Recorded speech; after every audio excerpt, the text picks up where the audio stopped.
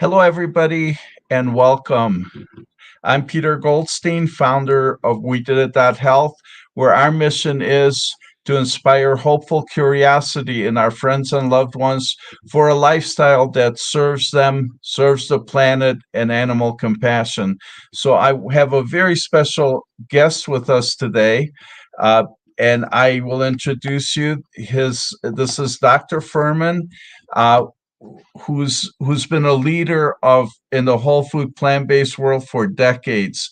He is a board certified family physician, 7 times New York Times best-selling author, and internationally recognized expert on nutrition and natural healing. Dr. Fuhrman will present the most critical and proven concepts that enable slowing of aging process, prevention of cancer, and prolongation of life. Scientific evidence shows we can win the war on cancer, and if with adhering to a diet style rich in anti-cancer phytochemicals, which also prevent dementia. Specializing in preventing and reversing disease through nutritional methods, Dr. Fuhrman is the president of the Nutritional Research Foundation and on the faculty of Northern Arizona University Health Sciences Division. He coined the term Nutritarian to describe the nutrient-dense eating style designed to prevent cancer, slow aging, and extend lifespan. With us today, Dr. Fuhrman will discuss how Americans are severely deficient in anti-cancer dietary phytochemicals, why high-calorie, low-nutrient foods create food addictions and drive overeating habits. Advances in nutritional science in the last decade have been remarkable. For over 30 years, Dr. Fuhrman has shown that it is possible to achieve sustainable weight loss and reverse heart disease, diabetes, and many other illnesses using smart nutrition. In his medical practice, Dr. Fuhrman's Eat to Live retreat in San Diego, and through his books and television specials, he continues to bring this life-saving message to hundreds of thousands of people around the world. And with that, I will welcome Dr. Fuhrman. Hello, Dr. Fuhrman, and welcome. We are so pleased that you're here to share such important information. You have been an amazing leader in this field, and I know I've seen you live several times, and I always enjoy your presentations. So thank you and welcome. Well, thank you so much. I'm looking forward to speaking today, and I'll be obviously giving some of the most important basic information and then opening up for questions at the end. And I hope people have a pen and paper ready so they can take some notes at the things that they can look into in more depth later. Now, absolutely. Before we get started, my most recent book is called Eat for Life, and that has more than 2,000 scientific references in it. There's some references given in this presentation, but if you need supportive data for work that you're doing, for a paper you're writing, a presentation you're giving, or just speaking to friends and family, I recommend that the references be much updated. And my Eat for Life is my latest book out of the 12 I've written, which has the most updated scientific references and many of the most important scientific references from the world's literature. I've reviewed over 30,000 scientific studies to cull out the best 2,000 that show that there's not a lot of controversy in the field of nutritional science, that the most significant studies corroborate each other properly and show the same data, and that is a diet rich in a variety of colorful plant material has a powerful effect to extend human lifespan. I'm going to go over some of those principles now. All right, so let's get started. Food gives us nutrients. Calories, of course, is a nutrient. The calories are called macronutrients: fat, carbohydrate, and protein. And what I'm saying here is that in the Western world, particularly in America, we eat too many macronutrients. We eat too much fat, too much carbohydrate, and too much protein. And the extra calories we eat shortens lifespan. At the same time, we're ubiquitously deficient in micronutrients. vitamins, minerals, phytochemicals. So let's divide food into three categories. Processed foods like pasta, bread, salad oil, mayonnaise, donuts, cookies, crackers, rice cakes, breakfast jars, chips, and soft drinks, processed foods. And they don't have any micronutrients. They're just macronutrients, just calories. Empty calories without a significant micronutrient load ages us and creates disease. And then we have animal products. Now, animal products are rich in protein and fat, but they don't contain any antioxidants and phytochemicals. And even among the 36 nutrients the US government keeps track of, they're relatively low in most micronutrients. So I'm saying here, to start out, that animal products, like a piece of chicken, is like a bagel. Now, why is a piece of chicken like a bagel? Because they're both sources of macronutrients, which we're getting too much of, with no significant micronutrient load, keeping us deficient, eating foods that keeping us deficient in these longevity, immune-supporting, anti-cancer, anti-inflammatory micronutrients that determine our health. It's the micronutrient density of your cells that determines how slow you're aging and whether your body is disease-resistant or not. So I'm saying here that, of course, the third category is produce, and the most powerful food to extend human lifespan are vegetables. A nutritarian diet is a vegetable-based diet. It's not a grain-based diet. It's not a fruit-based diet. It's not a potato-based diet or a rice-based diet, like a macrobiotic diet. It's a vegetable-based diet. And what vegetables? Well, the more variety of different foods in our diet, different types of foods, the better health we get. I'm saying that in the modern world, particularly in the United States, we have this unprecedented history, the unprecedented opportunity in history to be able to have access to healthy or organic fruits and vegetables and beans and nuts all year round. We can get lettuce in the wintertime.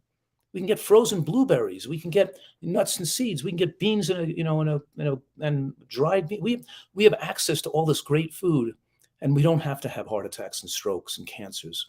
We can have excellent health if we chose to focus our diet on these protective foods. So I want you to memorize these 5 words, because these 5 words are the most proven methodology to slow aging and extend human lifespan. And I could say, not only is it the most proven methodology, I could say it's the only proven methodology to slow aging and extend human lifespan. In other words, where one study corroborates another, whether it's done on primates or animals or humans, here's the 5 words to slow aging and extend human lifespan. Moderate caloric restriction in the contexts of micronutrient excellence. So those are the 5 words. Moderate caloric restriction with micronutrient excellence. And I'm representing that by this equation, H equals N over C, which means how healthy you are in your later years, how long you live, your healthy life expectancy, the quality of your life in the last 10 years of your life, your health span and your play span, where you can really enjoy your life, is dependent on the micronutrient bang per caloric buck. This is the first principle of the nutritarian diet. So I'm saying about half of what we eat feeds our needs, and the other half of what we eat feeds the needs of our doctors and makes us sick. It sounds like a joke, and it seems like an exaggeration, but it's not even an exaggeration, because Americans are consuming about double the calories that humans need. Even if we look at primitive societies, even look at how much calories are consumed in rural parts of the world, like rural China, we find that the average people are consuming about 1,600 calories a day, and the average American is consuming about 3,200 to 3,400 calories a day. It's just crazy. And they're driven to overeat. They become addicted to overeating because they're getting so much concentrated calories that enter the bloodstream so rapidly. In other words, what I'm saying right now is that when you eat a diet with a high N over C ratio, with a lot of nutrients and a lot of fiber, it naturally suppresses the appetite and makes you desire the right amount of calories. When you eat a diet with calories without any nutrient load, it makes you into a calorie-consuming monster, and you're not satisfied with a lower amount of calories. So what I'm saying here is that 2 things. One is, when you eat foods who have a high caloric rush, I call them fast foods, because the calories enter the bloodstream very rapidly, like white flour. White flour is a sugar equivalent. So when you're eating pasta and pizza and burgers and hot dogs and bagels, the white flour rushes into the bloodstream, the same as if you had a sugar cube, glucose into the bloodstream rapidly. If you were out there in the forest or the jungle eating fruits and vegetables, you can't get that many calories in the blood at one time. You're putting the calories in the digestive tract, and the human stomach is only the liter or so. You can't fit more than like 400 to 500 calories of natural foods in there. But then those calories absorb slowly, and you get maybe about 100 calories into the blood every hour. But when you're eating processed foods, particularly oils and high glycemic carbohydrate, you can get 400 calories into the bloodstream all at once. And that high surge of calories, particularly fats and oils in the blood, stimulates the dopamine centers in the brain. The high caloric surge acts like opiates, like cocaine. And over time, the brain becomes dopamine insensitive and more dependent on having bigger dopamine hits, and you get addicted to the high caloric rush. And you're not satisfied with eating a salad and a bowl of vegetable bean soup and an apple for dessert. That wouldn't satisfy you. You need something heavier. You're too acclimated, and your brain's become accustomed to get a big caloric load, and you got to have that candy, or you got to have a mouthful of dates, or you got to have something heavy, some fried food, or some more concentrated calories to feel like you're really satisfied. And it drives people to feel fatigued. It drives people. They don't keep digesting food and keep themselves eating all the time. They feel wiped out. So it disconnects people to the instinctual drive to know how much to eat. And the only way to disconnect that drive and to get comfortable eating the right amount of calories is by eating a lot of vegetables, a lot of natural foods, and enforced abstinence from those addictive foods that we're talking about, predominantly oils, processed carbohydrates, and concentrated animal products with high caloric densities. So what I'm saying here is that we control the speed of our aging process. We can rev up our metabolic engine with more calories, and we take in more calories, the furnace will burn brighter. We'll speed up the metabolism. Our thyroid will raise. We'll try to burn those extra calories. Our body temperature will rise up, trying to burn those extra calories. Our respiratory quotient, the calories burned through breathing, will increase. When we eat extra calories, the body will resist the weight gain and try to burn them off. But in trying to burn them off, we're making this pact with the devil, because we're shortening our stem cells. We're aging and shortening our telomeres. In other words, our immune function and our body's biological mechanisms that live with us to protect us in later life are burned up and used up. The stem cells are needed to replace aging cells and to replenish tissue that's injured or damaged. But those cells won't be around when we need them, because we've burned up and we're aging fast, and we've run our metabolic engine higher. So what I'm saying is extra calories really plays a big role in the aging and disease causation process. And when a person is 30 pounds overweight, they just didn't eat 30 pounds of extra food. They ate more than 60 pounds of extra food. In other words, when they ate extra calories, half the calories went to speed up the metabolism, to age them faster. And the other half, which they couldn't get rid of, they couldn't burn off, stored fat on their body. So this person just didn't eat a little amount of extra calories at 30 pounds overweight. They ate tons of extra calories the body didn't need. Their amount of calories they're thinking they need are way off, because they're not eating the right kind of foods. And they can't diet, because diets don't work, because they try to cut back on calories without improving the nutritional quality of what they're eating, and they're just going to get more drives to overeat. So when we take in high nutrient food, lots of green vegetables, and I have this acronym, G-BOMBs, which stands for these 6 foods with the most powerful anti-cancer effects, according to the scientific literature, the most data to show longevity promoting and cancer protection effects. So the G-BOMBs stands for greens, beans, onions, mushrooms, berries, and seeds. And the Nutritarian diet puts together a dietary portfolio which includes all these foods every day, other foods too, of course, but tries to get all these highly cancer protective foods in your body every day to maximize human immune function and slow aging. So this lower calorie, high nutrient intake can not just slow aging, but fix damage, repair, suppress genetic alterations that could lead to disease or cancer. Scientists call it gene silencing. We are not the product of our genes. We are the product of what we eat, because our genes mutate, change, and adjust to match what we eat. Our genes are the product of what we eat, and then gene expression becomes who we are. So if you want to repair damage from things that you've done unhealthily in the past, the key is to flood your body with the right nutrients while losing weight at the same time, which increases the nutrient concentration in your cells. And that's the trick. So I'm saying here, increase calories, increases the aging process, increases the risk of death, and moderate caloric restriction, not extreme caloric restriction. When you caloric restrict too much, then people obsess about food and wind up binging and going on diets and binging again and going and gaining weight back and losing, and they don't. So we're trying to get people to be consistent, moderately caloric restricted, so they gravitate towards their ideal weight and stay there for the rest of their life. And doing that with high nutrient food, eating foods with lots of vegetables. And we're saying here that you're doing this by eating, let's say, a salad every day for lunch, a bowl of vegetable bean soup for lunch, through a piece of fruit with each meal, cooked vegetables in a wok for dinner. And don't forget that the American diet gets its fat from mostly animal fats and oils, safflower oil, canola oil, soybean oil. The Nutritarian diet gets its fat from whole foods like nuts and seeds and avocado.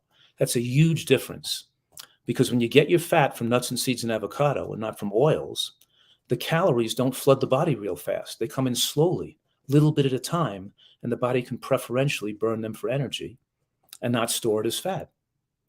But the main thing is, when you're having oils, so many calories flood the bloodstream at once that you become addicted to a high caloric load, and oils drive overeating behavior. So we're talking about a Nutritarian diet being rich in vegetables and not low in fat, but low in oil and animal fats, because the type of fat we're eating are the fats contained in nuts and seeds, which are also high in fiber, high in protein, high in polyphenols and sterols and stanols and lignans. They also have a lot of anti-cancer and a lot of cardioprotective ingredients in nuts and seeds. So more green vegetables in the diet, less DNA methylation defects. We can track DNA methylation defects that accumulate in cells to tell us that a cell is becoming abnormal, sickly, and cancer prone. And we know that studies on people on eating more green vegetables prevent the methylation defects that lead to cancer. For example, in the Fiji Island studies, the Fiji Islanders smoke a lot, but they don't get much lung cancer, compared to the Hawaiian Islanders who smoke less, but don't eat as many green vegetables and therefore get more lung cancer. So green vegetables are a primary, you could say, food that fuels the growth of the immune system, especially the intraepithelial lymphocytes that surround the digestive tract. Those are fueled by the consumption of green vegetables. Green vegetables are a necessary food for primates and humans. Without them, we can't be normal. So I say, if you don't like green vegetables, you better live close to a hospital, because you can't be healthy without exposure to green vegetables. And that includes both raw vegetables as well as cooked green vegetables to increase the amount eaten. So I want you to memorize these 10 or 12 words. And let me give you the 10 or 12 words I want you to write down and memorize. I want you to write and memorize that says that raw vegetables has the most consistent and powerful association with the reduction of cancers of all types. In other words, here's a study documenting that, but I've reviewed hundreds of studies that show the same thing, put them together, reviewing more than 200 studies showing that raw vegetables have the most consistent and powerful association with the reduction of cancers of all types. So do you eat a big salad every day? Because even lettuce is a superfood. The lettuce is low in oxalic acid, means the calcium is all bioavailability. It's the richest source of sulfoquinavose, which fuels the growth of good bacteria in the gut. And by mixing lettuce with some cruciferous greens like cabbage, bok choy, kale, arugula, and putting some red onion or scallion in there, you've gotten that trifecta, that combination of the most powerful anti-cancer substances in the human diet. Lettuce, cruciferous greens, with some of that allium family, right? The onion family, the raw, and those raw foods chewed very well means the enzymes being crushed, the cell wall being crushed, releasing those enzymes in the mouth, produces all these anti-inflammatory compounds. And the isothiocyanates, the ITCs from the green vegetables, that improve immune function, genes silence abnormal genes, and create the expression of these anti-aging proteins that we can talk about later. All right, so vegetables protect against cancer, they support immune function, they reduce inflammation, and they protect against heart attack and stroke. And green vegetables in particular accelerate the reversal of heart disease and diabetes when people have eaten poorly the first half of their lives. Now, many people don't understand all the particular studies, more coming every year, and the high degree of corroboration between one study and another. Corroboration means that all these studies show a dramatic reduction in all-cause mortality for people eating nuts and seeds in their diet every day. And whether it's people including animal products in their diet, flexitarians eating a little bit of animal products, pescatarians or vegans, in all cohorts, that the inclusion of nuts and seeds show dramatic increase in lifespan and about a 40% reduction in cardiovascular death. So it's an amazing amount. There's no food that shows as much protection against heart attack deaths as does eating nuts and seeds. Now, in the Physician's Health Study, they tried to determine what was the mechanism via which nuts and seeds prevent cardiac death. And they found that it was associated with a 60% reduction in sudden cardiac death caused by irregular heartbeats, and that diets too low in fat can interfere with calcium ion channel function in the heart. So the myocytes don't behave properly, and diets too low in fat can increase risk of irregular heartbeat, leading to a sudden cardiac death. So we know now from many different studies that when people are attempting to, with diabetes or high blood pressure, the heart disease, to move to a healthier diet, if they try to take out all the fat by cutting back on nuts, they're not going to have as predictable a favorable outcome as if the diet included more variety and increase and get some of the healthy fats in their diet from nuts and seeds. So nuts and seeds also have sterols and stanols that bind oxidized LDL, which is the bad actor causing inflammation and clots and heart attacks. And here's a meta-analysis, with more than 44,000 deaths corroborating this. And in the Seventh-day Adventist Health Study 2 cohort, which is such a critical study in the history of human nutrition, and the reason it's such a critical and important study in human history is because in the Seventh-day Adventist studies, they have people that are vegans and near vegans and non-vegans that they can compare against each other. And they can see, well, is the benefit of nuts and seeds just from eating them instead of eating meat, or the benefits really from including them in a diet that doesn't have enough nuts and seeds in it? And we find that nuts and seeds have an independent variable in all cohorts to extend human lifespan. So here's the pie chart of the American diet, eating 2% vegetables. I call it, this diet is a diet designed by Al Qaeda to kill people, because obviously this is not the way the human body's been designed. We're a vegetable-dependent animal, and our diet can't be based on oils and refined grains and animal products. It has to be based around natural, whole plant foods. So the second principle of the Nutritarian diet has to do with it being hormonally favorable, which I've alluded to already, because we're talking here about the fact that high glycemic carbohydrates, not just animal products, but high glycemic carbohydrates like white flour and white rice, and even white potato to a degree, because diets too high in those high glycemic carbohydrates are linked to increased risk of breast cancer, colon cancer, and prostate cancer. So we know that when we gain weight, we become insulin resistant, which means fat on the body inhibits the uptake of insulin by the cells and distorts the insulin receptor. And eating saturated fat from animal products has a powerful effect at inhibiting insulin activity. So then when you eat something like a piece of fruit, your glucose goes up higher because you have gained weight. But the point I'm making here is that these high glycemic carbohydrates get into the bloodstream very rapidly And combining that risk with weight gain, you have a higher insulin response. And the higher insulin response, the higher circulating insulin response, is a cancer promoter and promotes the aging process.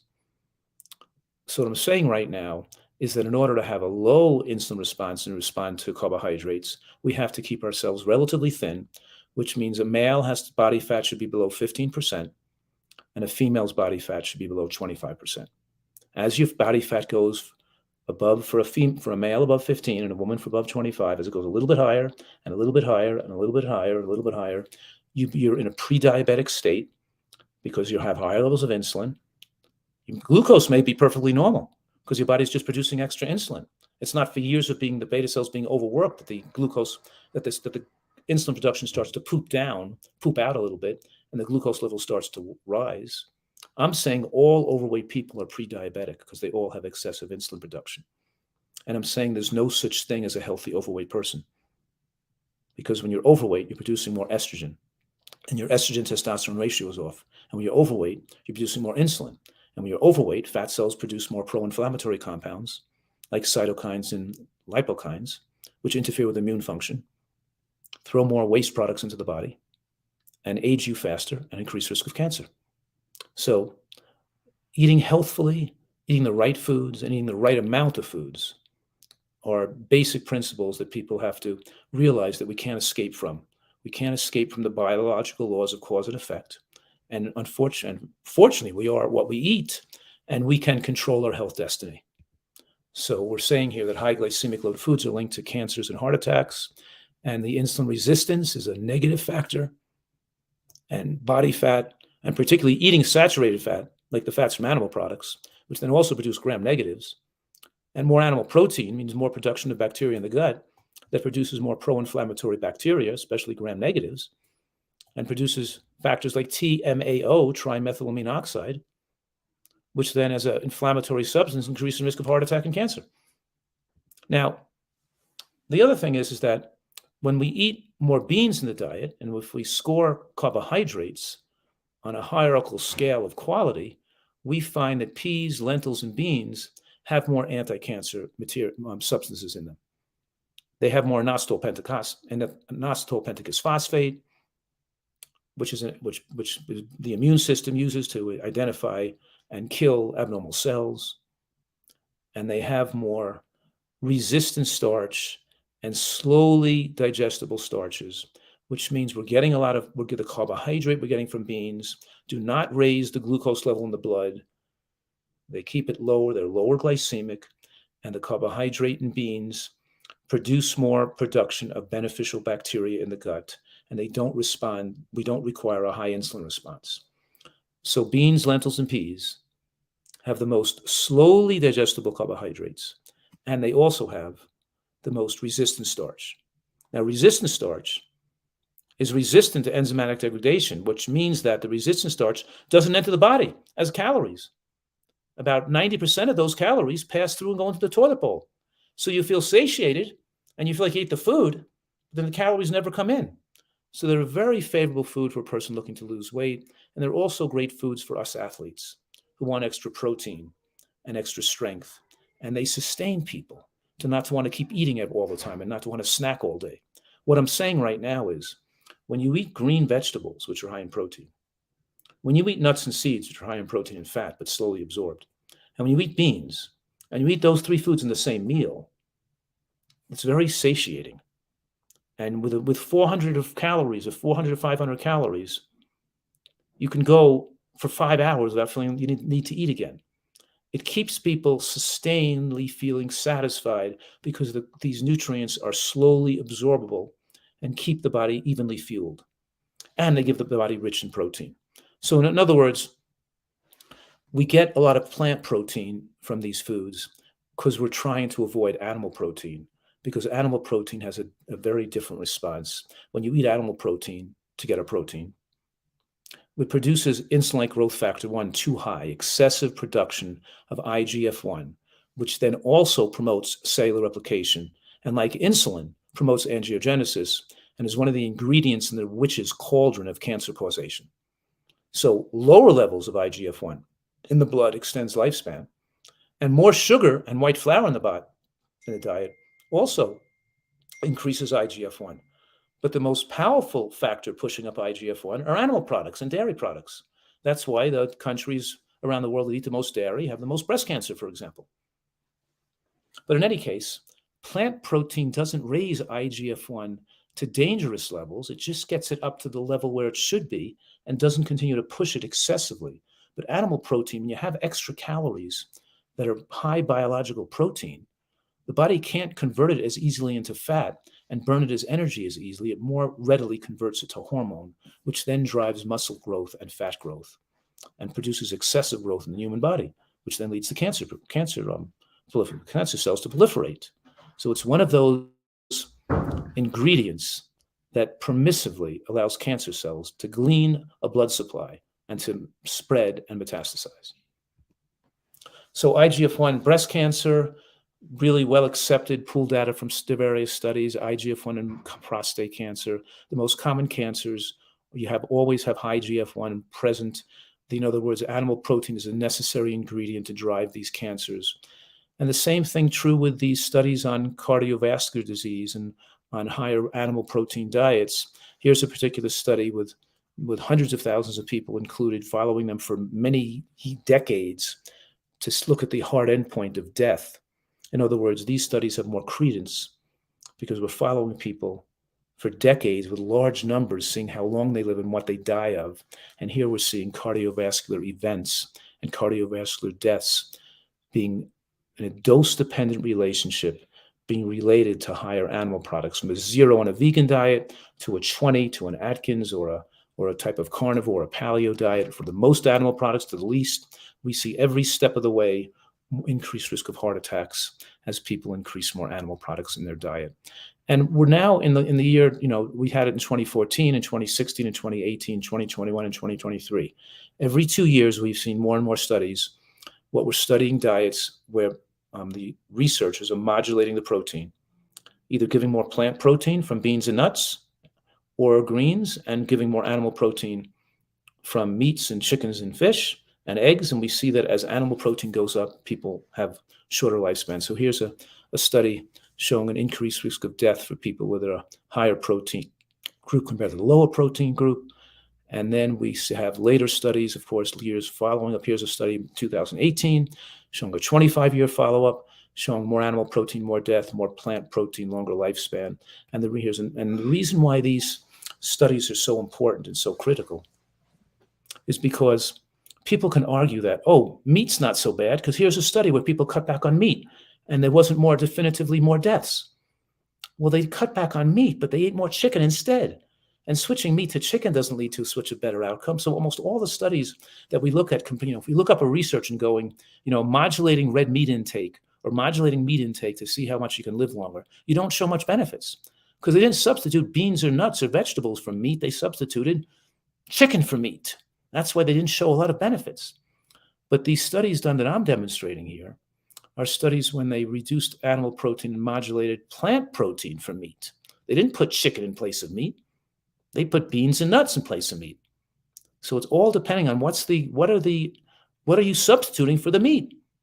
And we find that all types of animal proteins, including fish, when you substitute beans and nuts, you get dramatic increase in longer lifespan. And the most early life deaths with people who had the most carbohydrate restriction, the most keto-like diets with the most animal protein in them. So this is 2018, but the studies continue to accumulate, showing the same thing.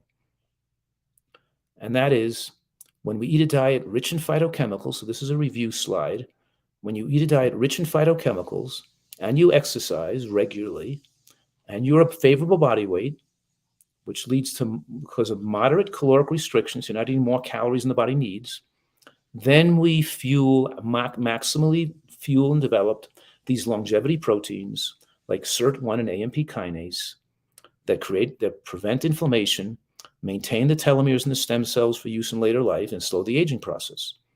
But when we eat more animal protein, more high glycemic carbohydrates, or just take in excessive calories and put fat on the body, then we produce more pro-inflammatory substances.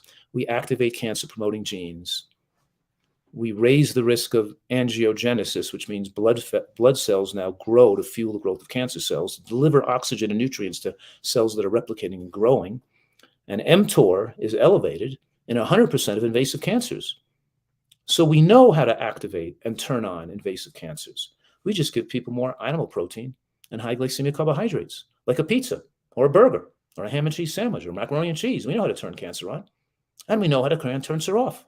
We can switch it on or turn it off by giving people more vegetables, beans, nuts, and seeds, and in other words, more plant food variety, and reduce these factors. And we know that cruciferous vegetables and green vegetables are the food in longevity studies that are linked to people who will live to be 100 years old. And your longevity is somewhat controlled by the green vegetables you eat, and with no threshold effect. And the word threshold effect means, mushrooms are particularly increase longevity and prevent cancer. But there's a threshold. You don't need to eat more than half a cup of mushrooms. Once you eat a quarter of a cup, a half a cup, you get the maximum effect. You don't need 2 cups of mushrooms to get the benefits. You're getting no extra benefit from 2 cups over a half a cup. Same thing with other foods, like tomatoes. Have a half a cup of tomato sauce. Having 2 cups is not going to benefit you more. But not with green vegetables, not with cruciferous vegetables. Because the studies on those foods show when you go from 1 cup to 2 cups, you get more benefits. And when you go from 2 cups to 3 cups, you get even more benefits. You go from 3 cups to 4 cups of green vegetables, you get even more benefits. So in other words, it demonstrates how inherent or how native green vegetables are to humans, to primates. Because green vegetables are the primary fuel to grow the immune system.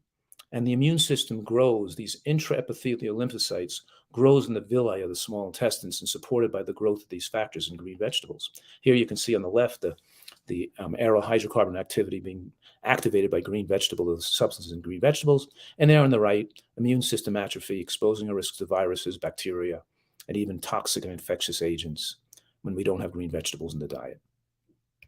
So I know I'm going rapidly here, but I want to give you a chance to answer questions. And I want you to get the most important highlights here in this brief presentation. And I'm saying here that we want to eat nutritional variety. The WHEEL study, Women's Healthy Eating and Living study, looking at breast cancer in women, showed that vegetables showed the most protection against breast cancer. But women who ate fruits plus vegetables showed more protection against cancer than just fruit vegetables alone. Just like women who eat beans and nuts and fruit and vegetables have more protection. That we're showing that the more variety of various exposure to various types of plant foods increases our protection. But more green vegetables, more beans, and more nuts and seeds is the hallmark of a nutritarian diet because it gives us more protein bioavailability with aging, because our bioavailability or ability to digest protein goes down with aging. And we don't want to have to overeat calories. We want to eat the right amount of calories and still get sufficient protein to maintain excellent muscle and bone mass. And that's what these studies have been showing. And more greens, more beans, more nuts and seeds in the diet means dramatic lowering of the glycemic load, helping assist diabetic, reversing heart disease and diabetic parameters, having people being satisfied with the right amount of calories. They don't just lose weight, but they're comfortable eating that diet with those amount of calories and keeping weight off permanently because they can stay with that diet forever. So this nutritarian pyramid has vegetables at the bottom. It's not a grain-based diet. And people should be greatly restricting or eliminating animal products and oils. So a nutritarian uses little or no oil, better off with no oil, and little or no animal products, better off none, but eats a wide variety of high nutrient plants. And we don't eat empty calorie foods that strip our nutrient reserves, like sugars, sweeteners, white flour, processed foods, fast foods, and fried foods, because those foods are particularly, you could say, damaging. And I don't even call them food. White flour, a bagel, or Italian bread, they're not food because they don't contain nutrients to sustain life. They strip the body of nutrients, and the body can't even convert it into energy effectively. It has to shunt it into fat storage because it doesn't contain the cofactors, the vitamins and minerals that you need to make it into energy. So it's shunted into fat storage while it leaves you feeling fatigued and wanting more food, wanting more calories. And you build up more metabolic waste products that make you feel fatigued and wanting to overeat all the time. You can't stop eating now. So these foods, these empty calorie foods, which means they're high in calories but low in nutrients, that's the key. That drives overeating behaviors and drives obesity. So the prescription here, the daily nutritarian prescription is, are you eating at least half a cup of beans a day? because that really has tremendous effects on lifespan. Are you eating 3 fresh fruits a day and including berries in your diet? Do you eat at least 1.5 ounces of nuts and seeds a day? Because in the Seventh-day Adventist Health Study 2, those in the lowest quintile of nut and seed consumption, eating 0.5 ounce or less, had a 30% overall risk of death and a 40% increased risk of cardiovascular death, compared to those in the highest quintile eating more than 1.5 ounces a day. So even people who are overweight, we still give them about 0.5 ounce of nuts and seeds with each meal. And they're still eating between 1,200 and 1,600 calories a day based on their needs, but they're feeling satisfied with that amount of calories. And the eating of the nuts and seeds keeps them more satiated. Do you eat 1 big salad a day? Are you eating a big salad every day, at least once a day, and you're chewing it very well? Do you eat steamed, blanched, or wok greens every day? Are you eating cooked vegetables, greens on top of your raw vegetables? Or are you eating a lot of mixture of different types? And are you eating some mushrooms and onions every day, and particularly eating some onions or scallion raw on your salad? And don't forget, a Nutritarian uses nuts and seeds as a source of salad dressings. So we don't put oil in vinegar, we put nuts and seeds in vinegar. In other words, I might make a salad dressing from tomato sauce with roasted garlic and almonds and black fig vinegar, or peeled navel oranges with toasted sesame seeds, cashews, and blood orange vinegar and a squeeze of lemon. In other words, the dressings are made with nuts and seeds, the sauces, the desserts. We're not using oil and sweeteners. We're using fruit and nuts to flavor things and create incredibly delicious recipes. Okay, so we're talking here about dramatically increasing not just how long people live, but increasing the quality of their life. Because most people in America living between 75 and 80 years old have a decreased quality of life. They're on medications, they don't have good they lose their mental and physical faculties. But a Nutritarian diet is not like a blue zone. Blue zones extend lifespan maybe 6 to 8 years, but a Nutritarian diet gives us the ability to live a normal lifespan between 97 and 107 years old, where people should be living and eating healthfully, and to have a high, healthy life expectancy with their full physical and mental capacity as we live a long and healthy life. So this opportunity is yours, and I hope you take advantage of it and learn as much as you can and continue to pursue nutritional excellence and be happy and healthy and live a great long life. Okay, thanks you guys. I'll open it up for questions now. Well, what a wonderful presentation. Thank you so much. We have a number of people who love hearing your presentation, who appreciate all your work, and we have some very specific questions that I'm going to share with you. Well, here's one. Rochelle is wanting to know about tofu and IGF-1 and whether organics makes a difference. Well, I think organic does make a difference in every food. In other words, the pesticides do play a role in, we call it, these these exogenous poisons and chemicals we take in our body. They call them xenobiotics, accumulate in people's bodies, particularly from fish, by the way. Fish is very high in toxic compounds. And we're finding that people who eat more fish and more, especially bivalves like clams and oysters and scallops and shellfish, have more BMAA, increasing risk of Parkinson's dementia syndrome, and even ALS, or because we're exposed to these chemicals coming off of cyanobacteria that grow on algae that are consumed by bottom feeders. So yes, we're trying to reduce our exposure to toxins as well. So I don't recommend people eat food that's used Roundup and have glyphosate on it, and use these chemical. So I do recommend people eat most of their diet organic as much as they possibly can. And it's better for the environment and better for the farmers, and it's protective. So I do recommend we eat organic vegetables and soybeans and wheat. And when we're eating like whole wheat berries or fresh corn or soy, it's important to get it organic. Now, isolated soy protein has such a high protein concentration, it could raise IGF-1 like meat does. So I don't recommend people get those fake meats made with isolated soy protein, or use isolated soy protein as a protein supplement. I do not recommend that.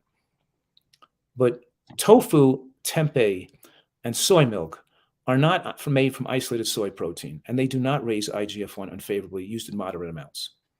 The most anti-cancer soy product is still a soybean, like an edamame or a dried soybean made into a soup or a chili.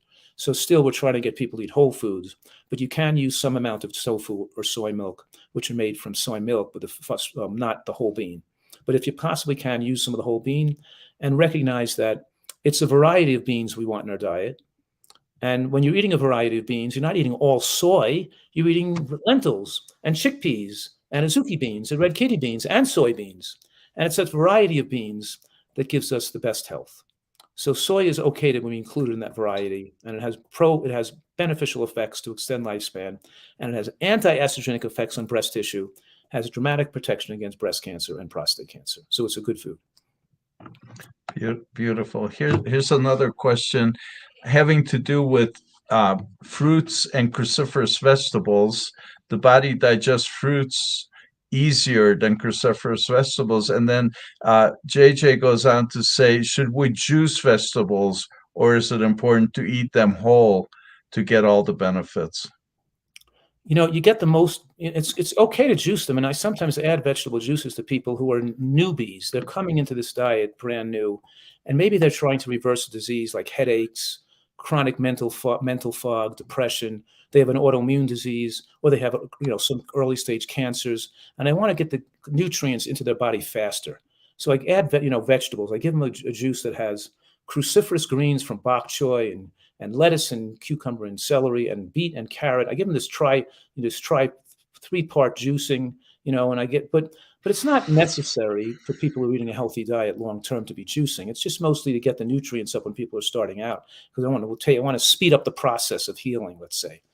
But in any case, let me just say that you get the most benefit when you actually chew the vegetable really well in your mouth, because when you're breaking open the cell walls and mixing it with and opening up the myrosinase, forming these beneficial compounds in your mouth, you're also mixing it with oral bacteria, and you form more nitric oxide and more anti-inflammatory compounds. And it's also good for your teeth and your gums and your oral health as well.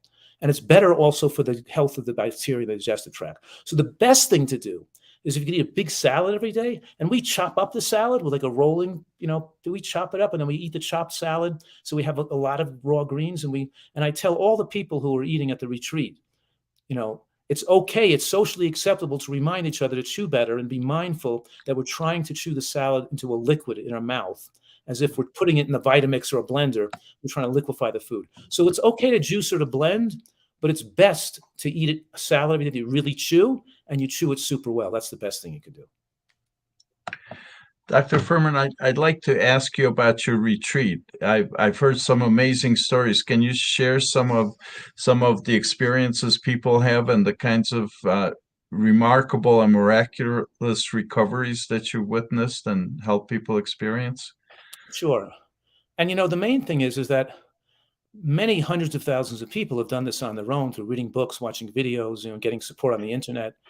And you don't necessarily have to come to my retreat to do this, obviously. But some people, for some reason, just can't do this on their own. They're so addicted to food. They just keep messing up and going back to eating unhealthy again. And when those people come and stay with us for a few months, it makes a real difference in their life. Because by staying here and learning the recipes and being forced to eat this way, it retrains their taste muscle. And they start to have enough time away from these addictive triggers. And it makes it so when they leave, they can stay with the diet long-term without the recidivism and without the constantly going back and forth that we're doing before. So we really do feel, my wife and I do feel a lot of self-reward and satisfaction, because we really feel we're changing people's lives, and we've saved people's lives who've come to our retreat. And they've come sometimes with very serious conditions. People who've just had heart attacks, who have heart failure, are told they need urgent angioplasty. I remember one guy who was in the hospital in Nashville, and the doctor wanted to put a stent in, and it wasn't an emergency stent. He just had a heart attack, but he was putting in because he had some blockage. And I said, don't put a stent in, just fly out, come right into our retreat. And he couldn't even walk like a half a block without panting and getting out of bed in chest pain. By the time he left 3 months later, he was hiking up mountains. And, and then I've followed up on these people, 5 years later, and they're in great health, and they lost their weight, and they've got their health back. And people, come in on 80 units of insulin a day. And within 2 weeks, they're non-diabetic, and we usually can stop their insulin the first week or two. But usually sometimes in the first week, but usually within the first 2 weeks, they're off their insulin. But we're talking about when the asthmatics get better so they can breathe at night and their disease goes away.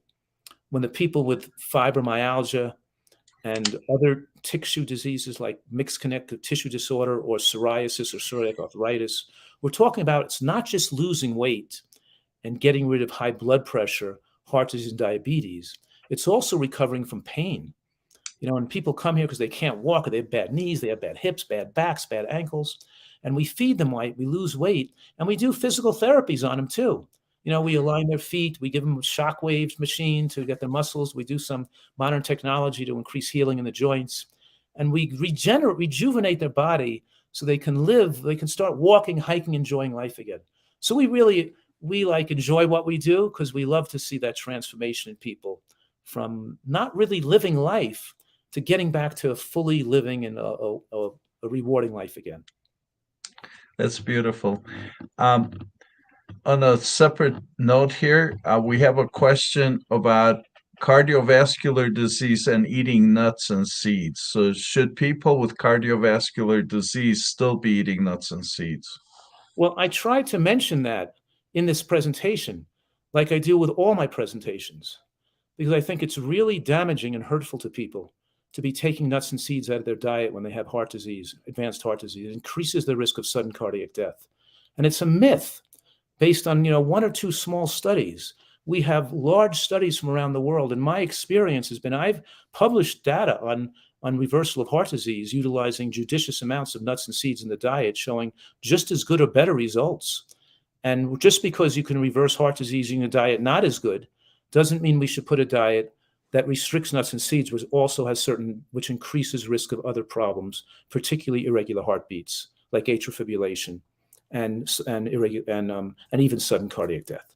So I'm saying that cardiovascular reversal without nuts and seeds affords you an increased risk compared to using small amounts of nuts and seeds in the diet, like 1.5 ounces a day. We're not talking about people snacking and overeating on them and gaining weight. We're talking about maintaining weight loss, and a person on a Nutritarian diet, if they're overweight, losing at least 2 pounds a week. If they're not losing at least 2 pounds a week, they're doing something wrong. So yes, they can still eat nuts and seeds, because if they don't eat nuts and seeds, they're not going to maximally absorb the phytochemicals, because these anti-inflammatory and anti-cancer phytochemicals are fat dependent. You have fat dependent absorptive channels, and the heart cells, the myocytes in the heart, are dependent on some fat to prevent inflammation and normal communication of the heart muscle. So yes, it's important to eat some nuts and seeds, and the nuts and seeds we're recommending the most, or at least half of your nut and seed intake, should come from high ALA nut and seed. High ALA are walnuts, flax seeds, chia seeds, and hemp seeds. So in the recipe calls for cashews, you can take out half the cashews and put in half hemp seeds. And you can use almonds and walnuts. In other words, we're talking about utilizing nuts and seeds to aid in the reversal and the protection of cardiovascular disease. I want to be very clear about that. Beautiful. I would love for you to help us. So our mission is that to be able to inspire hopeful curiosity. So the main frustration that we've all experienced is that we have so many people in our lives, our loved ones, our friends who we care about, who are chronically ill. How do we, what suggestions do you have? How can we help them get curious, help them to understand that even though it sounds too good to be true, it really is? And your diet and how, so what can you suggest? What kind of conversations? How can we inspire them to be curious about it? Well, the one most important thing is you've got to be the role model. You've got to walk the walk. If you can't be in good health yourself, you're not going to impress, going to make other people want to take better care of their health either. So that's the first step, is you have to shine the light on yourself first. Once you shine the light on yourself first, and you're happy, and you've learned the recipes, and you've learned and you're experiencing better health, then you can radiate out goodwill to other people. And the radiation comes from you're beaming in happiness and radiating good health. And then the one way you do it is by showing these people love. It's not, you don't attack them. You don't try to convince them in some way that you just try to show them how much you love and care for them, and that you can do so by sharing what you've learned. And you say, I would love if you could come to my house and you could taste some of these great healthy foods I've tried, there's new recipes I've tried, because I'm so excited about this. of feeling great. And so it's sharing great tasting recipes. It's telling people how much you love them. It's showing how better you're feeling, how much it's better made you feel, and you love them to share some of this happiness with you. And it's sharing stories of people that, actually I have like 500 success stories on my website where people, and all these people have recovered and say, look at, we have this opportunity not to have to worry about cancer and heart attacks. And the food tastes good. Come and taste it. I love you. You got to try this. And you continue to have consistent goodwill for this person, whether they do it or they don't. You don't pressure them. You continue to show interest in their life. And over time, you never know what's going to happen. And what's good for your own health, it doesn't matter if the person you're trying to affect beneficially, it doesn't matter if they do it or not. What affects is the fact that you didn't get your ego involved and you try to have creative goodwill for them. You don't become involved with a war of words or who's right or who's wrong. You're not trying to be insulted by their lack of approval of you. You're just trying to see how you can have creative goodwill for you and feeling good about yourself for the attempt. That's beautiful. Thank you. So, and certainly sharing some of your work and sharing the success stories, like you mentioned, you have all the success stories on your website. I'm sure they have to inspire somebody. And it seems to me one of the things that I'm seeing is that all we can do is hope to plant some seeds. So plant some seeds, show them some information. And I've heard that it takes, somebody has to hear something 8 times. That's human nature. We have to hear about something 8 times before we start getting curious about it. So by planting seeds, by showing people some of the information you've shared with us, by showing them your success stories, that we can be planting the seeds, and we can hope that at some point in their lives they'll say, well, maybe there is something to it. Maybe I really don't have to be 100 pounds overweight. Maybe I don't have to be on a dozen different meds and suffer like this, because I too can live a happy, healthy, thriving lifestyle. And I love, you have so many wonderful quotes that I love, and I share them with people all the time. And live long and die fast is one of my favorites. And you've shown it in your slides that we're really designed to live to be about 100 and then die in our sleep, and rather than suffer for decades with the chronic diseases that are so popular in the world and the American culture. Right. You hit it on the head. You want to show the fact that you have feelings for other people. You keep trying. You show them success stories. You show them integrity and opportunity, and you show them the food can taste good, and increasing the enjoyment of life, the pleasure of life, and living without fear of disease. And that's whether we can enjoy our later years, really have truly golden years, living without fear, and to enjoy our lives. Absolutely. So as we're getting ready to end here, Roseanne says, this sounds like the only approach. Love them and do not pressure or disapprove. That's the most effective approach. Yes, the most effective, not the only approach, because certainly there are lots of approaches that have pushed people away and that haven't worked. So it is the most effective approach. Yes. Well, with that, thank you so very much, and I so appreciate you spending time with us. We all are so thrilled to have you. We'll be sharing your video. It's on YouTube, and look forward to having more information from you. I'm impressed with all the studies you've done. Perhaps we can feature some of those studies, feature some of the success stories that folks have experienced working with you and learning from you. And I know you've been around for decades. I believe that you've set a record on PBS for fundraising, and that's decades ago. So you've been an influential leader in this space for a very long time, and we also appreciate all you've done. Thank you. Thank you. Thanks so much. I'm happy, looking forward to all those opportunities to help people. Yes, thank you, and bye everybody. Thank you for being with us. Bye-bye.